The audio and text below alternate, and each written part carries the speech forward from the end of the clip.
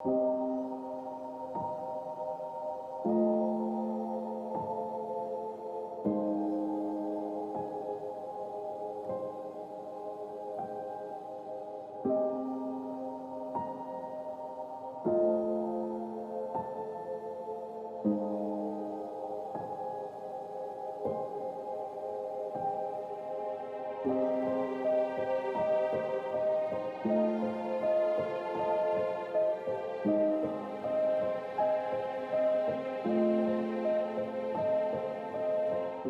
there. I'm Christine Zips. I'm a natural wellness journalist and researcher and health rights advocate. Today, I have the pleasure of being joined by the co-founders of the National Association for Children and Safe Technology. And then we're going to be discussing to share with you about microwave radiation and how it is a known biohazard. I'd like to introduce to you the co-founders of National Association for Children and Safe Technology, Diane Hickey and Rachel Newmer. So we'll get started with asking them if you can tell us about microwave radiation. Sure. First of all, there's EMF, which is electromagnetic fields, and there are natural fields, natural EMF, that is essential to our life here on Earth. And they're absolutely needed, and they're healthful, beneficial, and that is recognized by us as living beings. And then there are man-made unnatural EMF fields. And those have been generated by wireless devices, most notably, in the past 2 decades. And they emit pulse-modulated microwave frequencies that are totally foreign to our bodies. We are electrical beings, and our whole systems operate on this, on a natural field. Whereas these are emitting unnatural frequencies that are very disruptive to the operations of our bodies. And so in doing that, because the exposure is so high now, and I'd like to read one quote by Dr. Andrew Goldsworthy, because to give people an idea of the extent of this unnatural EMF field.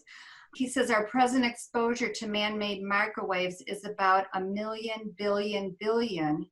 That's 1 followed by 18 zeros times greater than our natural exposure to these frequencies. And so that is really extraordinary, and that is what our bodies are experiencing. And in doing so, it interferes with the electrical processes, and it ends up breaking things down. The intercellular communication breaks down, and so then you have onset of disease, and you become symptomatic of what you're being exposed to. So anyway, that just kind of gives you a broad overview. Right. Great. I mean, like you mentioned, the Wi-Fi in schools with all the wireless devices inside the classrooms, from the routers, the access points, and the Chromebooks, and the books are being converted to iPads, and they're just being inundated all day long. So big concern there. Yes. And then, it's interesting because from a historical perspective, this technology actually has its origins. It's a military application, the use of microwaves. And so it's just interesting, if you go back and you dig a little deeper into the history, there's a lot of research that was done. And so like in the 70s, the 60s, and the 70s, and we have a whole assortment of research papers that were done at that time. And they just were simply a lot more open about the symptoms. And so we really, I think that I've heard one advocate say that she didn't believe that the people who invented the wireless or the microwave technologies had any intention of ever seeing this type of application in a school setting. I find it very interesting. Some of the people who are advocates are people with backgrounds, military backgrounds. And I think that what they have to say, I feel is it's very telling, and it's also very genuine. I think they're genuinely concerned for children. And I can think, for example, of one advocate, James, or he's known as Jerry Flynn. He's a retired captain from the Canadian Armed Forces. And he says that it's inconceivable that precious children and their teachers are forced every moment that they are at school to sit in classrooms with powerful industrial grade Wi-Fi routers above their heads that emit the more dangerous pulsed form of microwave radiation on frequencies which the US military knows are lethal to all human organs and organ systems, and that's the 2.4 gigahertz and the 5.8 gigahertz. Wi-Fi routers emit their pulsed non-thermal radiation in all directions constantly, 24/7, 365 days a year, blanketing entire areas ranging in distance from just hundreds of feet out to encompass a school's entire property. So that's a quote from a retired captain of the Canadian Armed Forces. And so we have a whole list of resources for people regarding that. And I think this is important, and people really need to wake up, because this probably should not be in our schools. Thank you for sharing that, Rachel, and an excellent point with a quote from Jerry Flynn. I know also Barry Trower, retired weapons expert, from where he knows firsthand how this has been handled. Lots of information from him as well. And just to point out that this is being done in our classrooms without parental or students' awareness or consent. I can't think of any parent who would say it's okay to allow them to be exposed to this microwave radiation while they're in school. The students trust their parents to keep them safe, and the parents trust the schools to keep them safe while they're there. So it's just to raise awareness. Would you like to share a little bit about what people might expect to observe in their child, early stages of symptoms, and how that might manifest down the road to something more concerning? Sure.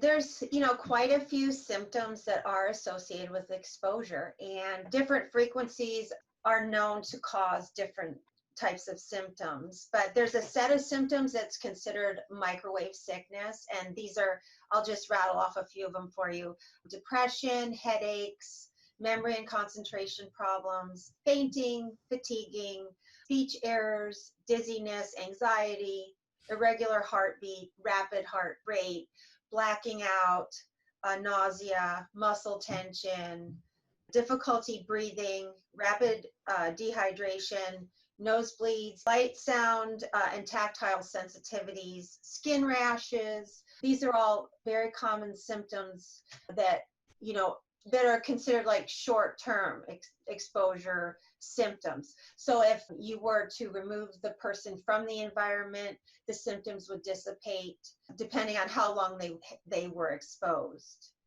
Yeah, that's really good to think about, and that can come from so many different sources. But I'm glad you mentioned that a test on that is that you just move away from the exposure levels and see if you don't feel better or your child feels better.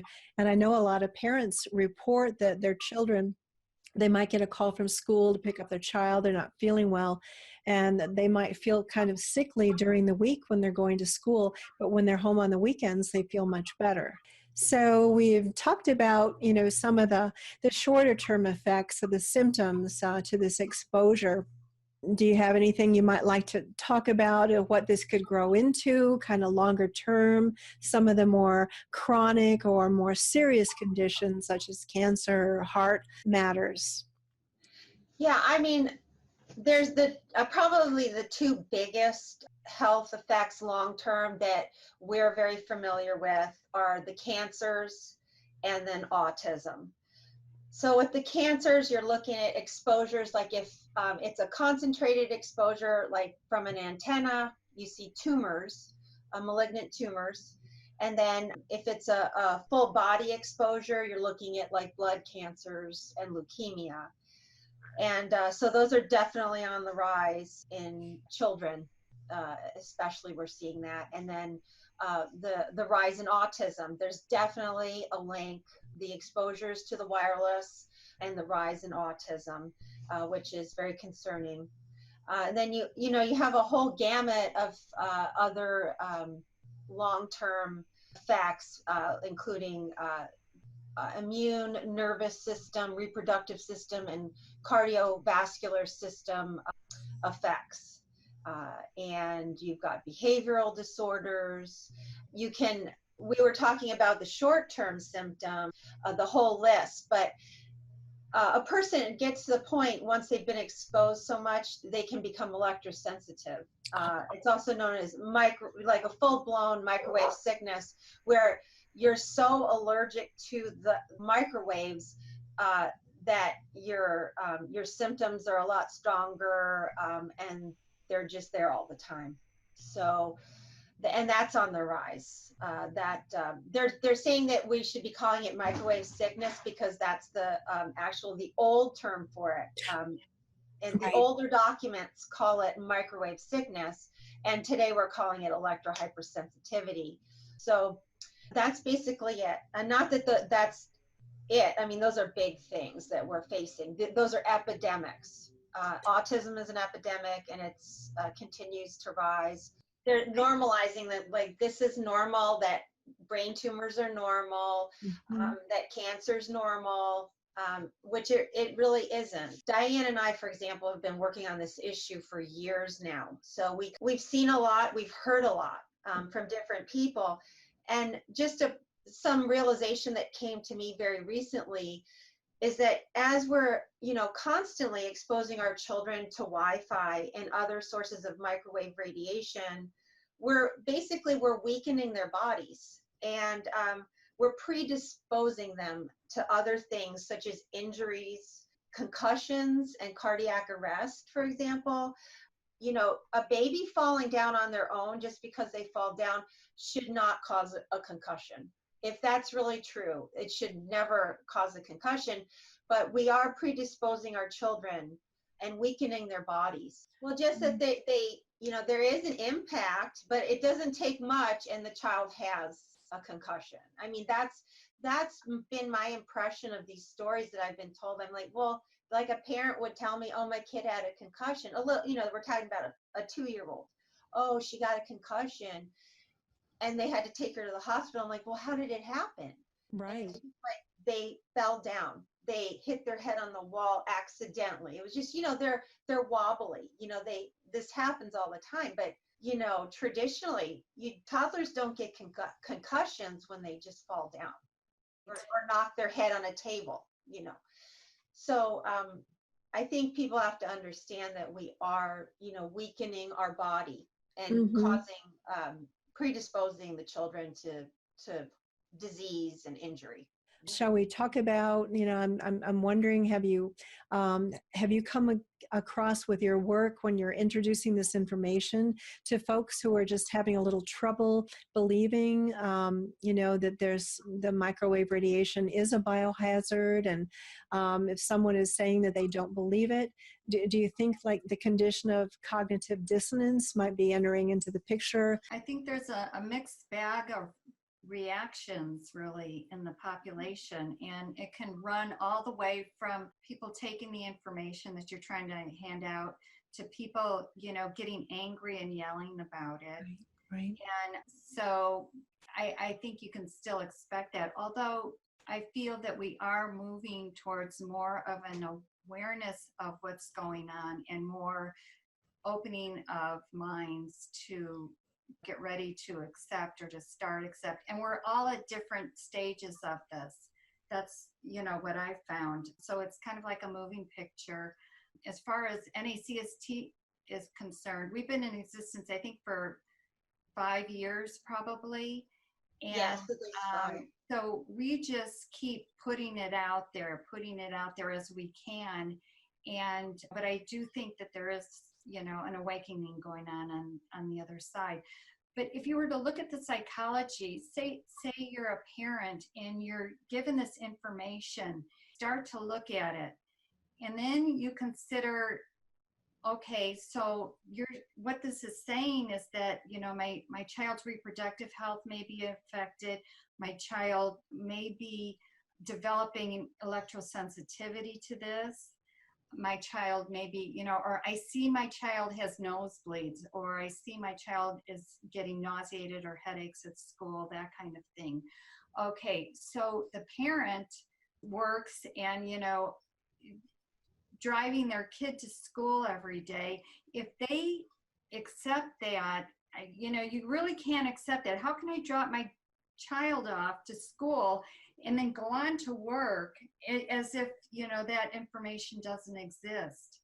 And so many on getting that information are fearful of it because it's such a disruption in their life. What do I do now? My kid, can't go to school because the school won't change what they're doing. And how can I put my child in that environment? And then maybe a spouse that can't come to terms with that information at all and says, no, the child must have this socialization. Right. And so you have all these dynamics going on, and it can be very difficult. And so the parent may just decide, okay, I can't deal with this and I can't accept it. I can't accept it because if I do, it unravels all this. I just wanted to interject something here. Sure, absolutely.